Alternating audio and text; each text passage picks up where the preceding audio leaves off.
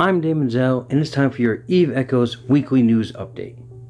We'll be diving into all the happenings of the week, but first, if you can tag that subscribe button and ring that bell, then you can stay up to date with everything that this channel has to offer. Before we get started, I want to issue a few clarifications from last week's video. First, I was mistaken about the Corp BR from Death Phantom joining that new alliance called Bots. I am told that they turned down that offer. 2. Names are common, especially in a shared universe. Did you know that there's a Golden Horde Corp that has no affiliation to the Golden Horde Alliance? The same goes for Void. There is a Corp named Void that was part of Death Phantom, and there is a Void Federation Alliance who is blue to DP, who resides in Innsmother. And again, these are two entirely different entities. I asked last week for people to send me the largest recent solo kill mails for a chance to win a free Omega combo. Now, I've seen a few big kills this week on Reddit and on the Discord channels, however, only one person sent me a kill. And so by default, the lucky winner this week is Falcon77 from YMCA for this solo kill of a Phantasm worth 2.8 billion ISK.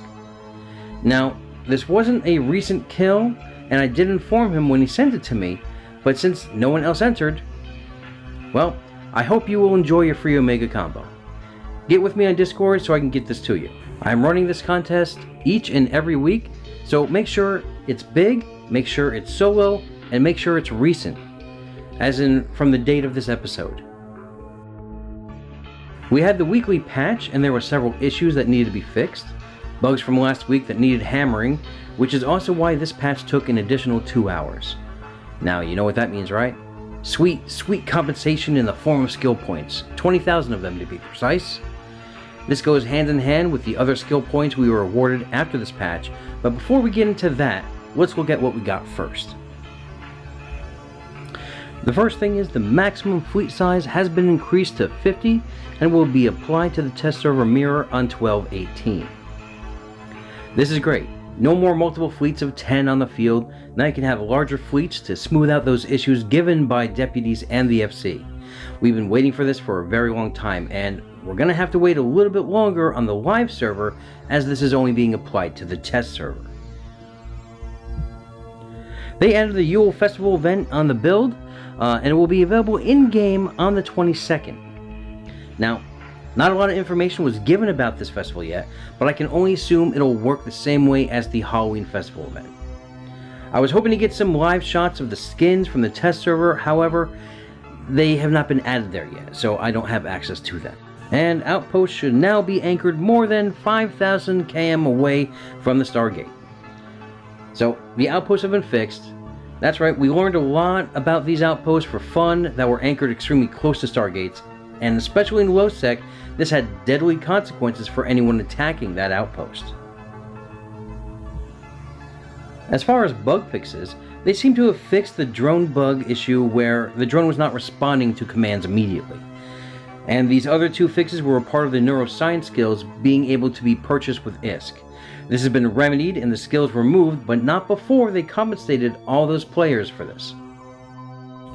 If you didn't buy these skills, then you received 180,000 skill points for the error, while the people who did purchase them received a lot less. Now, there is no in-game mail for these skill points. All you have to do is go into your skills window, and you'll be greeted by a friendly pop-up with these points available for claiming. You can find more information about this on their website. A link will be in the description. If you haven't gotten onto the test sovereignty server yet, you only have a few more days before it's taken down to get that bonus skill points for the testing, as well as the 100,000 for killing a corporate citadel. I wouldn't wait. I'd get with your corp to drop a station right away and kill it to reap the benefits. The content creator tournament is still being planned out, and I heard a lot of your opinions on the ships to use, and I will put up a proper poll on the community page on this channel. And yes, shuttles were a rather amusing workaround to my no pods comment. Well played. We got our first glimpse of how the devs are planning insurance for all ships. They wanted to tackle insurance differently than its predecessor, EVE Online, and regarding that, yes, they wanted to minimize player losses, but they also want to increase the value of the industrial side of the game. They go on to say that they will be using real-time valuation in the market to accurately calculate the value of the insured ships. Does this mean we'll actually get up-to-date real market values on everything in the game? Who knows, but we can only be hopeful at that point. Players will be able to redeem insurance points to cover your loss, and this covers all kill mails. The kill mail to be redeemed has to be within a 14-day window, basically in line with the current ship recovery tool. They also say that reputable players with no repairable kill mail will enjoy a 70% discount. All ships will be covered, as well as any rigs, drones, and modules that were destroyed, not dropped. This will not cover what's in your cargo hold, however. Your compensated items will be delivered in your current station with your insurance points deducted from that character. These points deducted will equal the estimated price of the items covered through a real-time valuation of valid transactions on the market. PvE kill mails will have a discount with a cooldown. They're discussing the possibility of free compensation or a high discount once per month on these.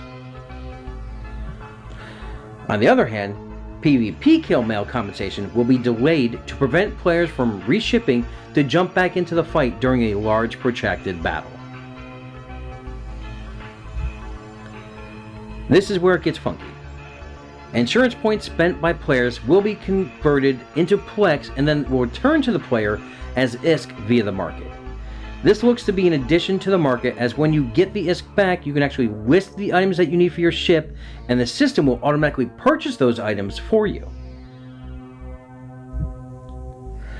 Nowhere do they say how to get these points, but I'm sure it'll be either a ISK buy-in or a Plex buy. Maybe you can hoard these points and then cash them in. We will keep an eye out, as I have this question out to the devs, and when I know, you will know.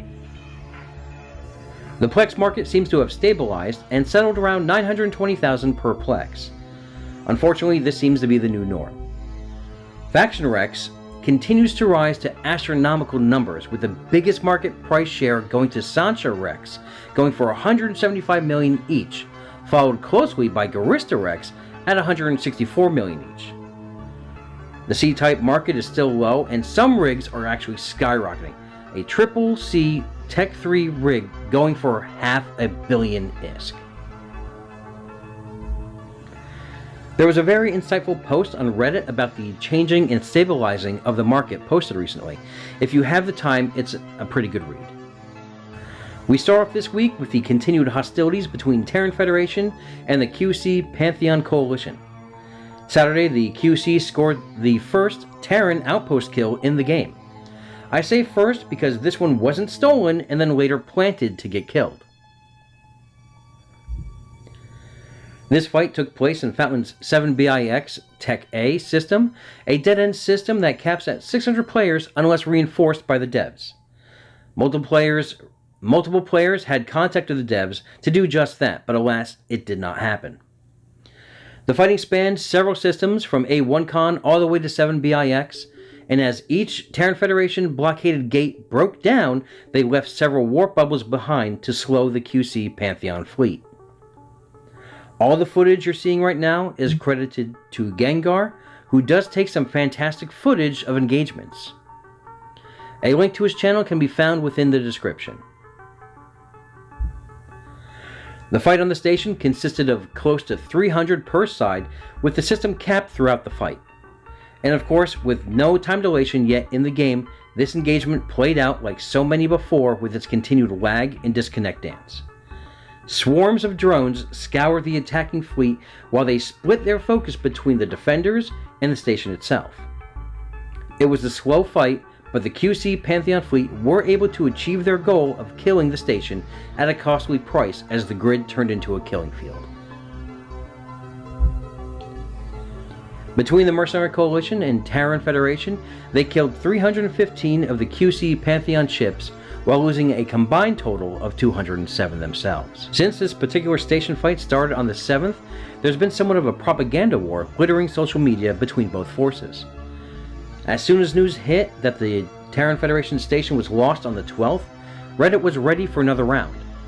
Honestly, I don't know what has been a bigger battle, the fighting in-game or the propaganda war being waged. Don't get me wrong, this war has produced some very fine memes and some not so good. let's crunch the numbers. The entire history of the station, from the 7th to its destruction on the 12th, the QC and Pantheon forces have lost a total number of 535 ships, totaling 83.1 billion in ISK. The Terran Federation and the MC have lost a total of 313 ships, 1 station, totaling in 34.7 billion ISK. Now, a day later, a member of Dune thought he would help out the Corp by dropping another outpost for him on the same planet, in the same system, without informing anyone. The QC ran up and popped this empty station as well, with a minimal fleet and 0 defense fleet. The QC and Pantheon have now called a ceasefire for the holidays, with the promise of not sending in any large fleets into Fountain during the next few weeks, but looks forward to the new year to a continuation of the war. When you ask who's winning this war, I would have to say everyone. The players of both these communities have stated repeatedly that this is some of the most fun in the game that they have had in a while. In Wicked Creek, through some investigative work and focused spy work, the OG have uncovered a RMT business in the heart of the Alliance, Risk. From what I've been told, this is an ongoing investigation now in the hands of the devs and the mods. The OG spy joined the Corp in Risk and joined the Discord to familiarize himself with the group's doctrines, policies, and ratting practices. After being embedded for a while in the group, one of the top 3 leaders, Kent, reached out to him in-game stating that if he needed ISK, then to hit him up on Discord. When the spy inquired what he meant by this, he was told just to reach out via Discord. On Discord, Kent gave him the pitch, advertising to him that he was a ISK broker and that he could get him ISK cheaper than the value of Plex, $175 for 5 billion ISK, and that they had plenty to sell. During these talks, Kent disclosed that they, the Alliance, has successfully completed many transactions totaling in thousands of dollars, and they still had 50 billion in loot and assets that they needed to sell off. After a while, the spy was ready to go ahead with a transaction, if only to gather more data on the business practices to report on. OG leadership said not to do it, and that NetEase was getting involved. They didn't want him to get his account compromised, nor did they want to support any form of real money trading. After some digging, it was found out that all 3 top leaders of this alliance were working together in this business endeavor.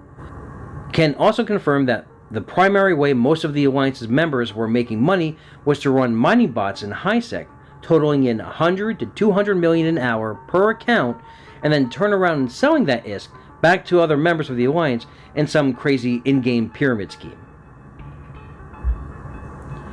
All of this again has been forwarded to NetEase, and we have yet to see what actions have been taken. I will follow this story, and if anything new happens, I will update in a future episode.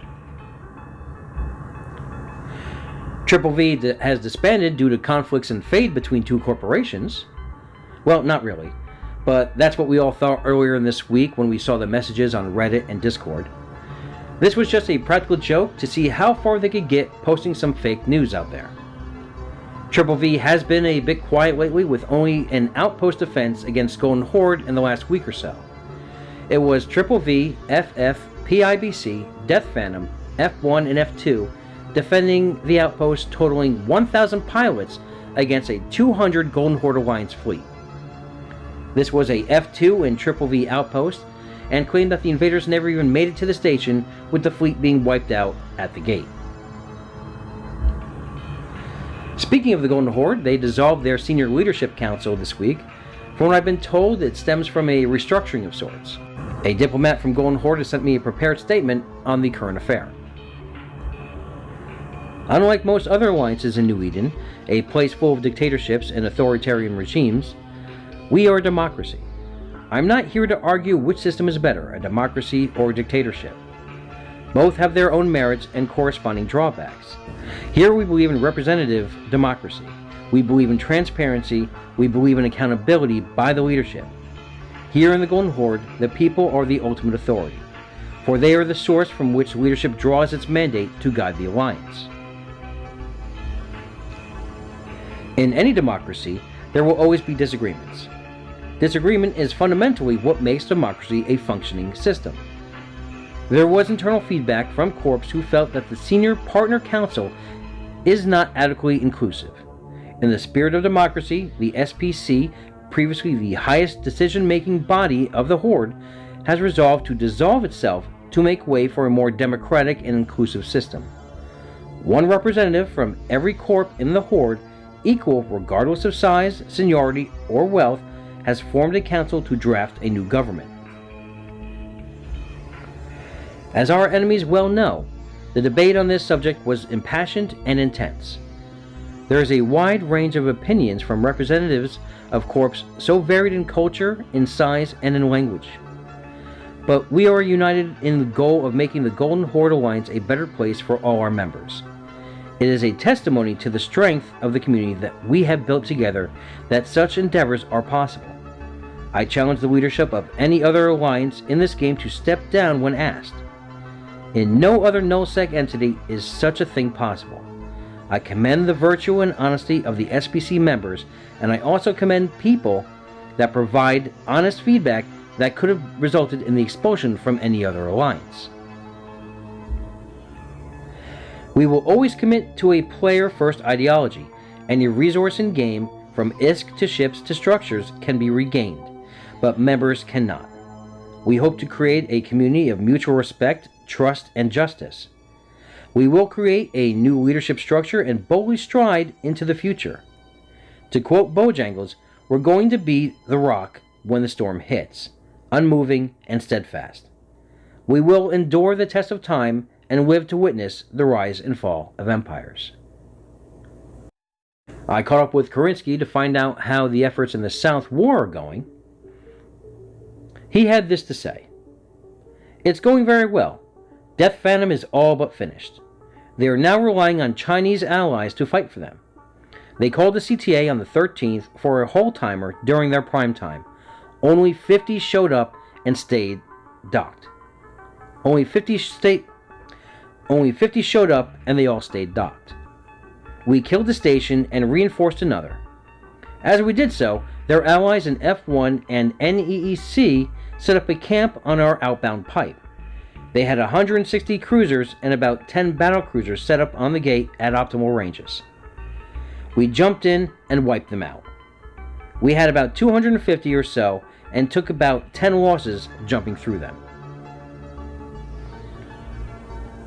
I reached out to Death Phantom for a comment and again was met with silence. Care Bears with Guns had an eventful evening the other day, killing 3 battleships in a single evening: a Macarial, a Balgorn, and a Rattlesnake. One lone hunter would find the whale of the kill, and then, as it was locked down, called in the swarm to make light work of these ships. Each of these ships totals in the 6 to 7 billion range. Massive kills all the way around. Great job, guys, and happy hunting.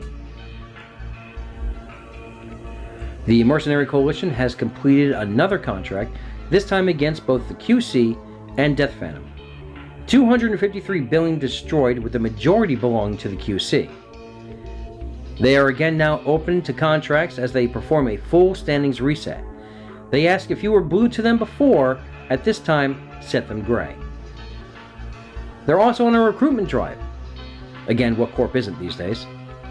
And they now have a new form to use if you're interested. And if you are interested in joining the MC, a link to the form will be in the description of this video, and you must be able to use Discord. And that's our show. And even though the ANN is dead, please still go check out these other news outlets for your fill of Echoes news. Frankie over at Eve Echoes Radio and Sean over at the Echoes of the New Eden podcast. Also, don't forget to stop by the New Eden News website for your written news.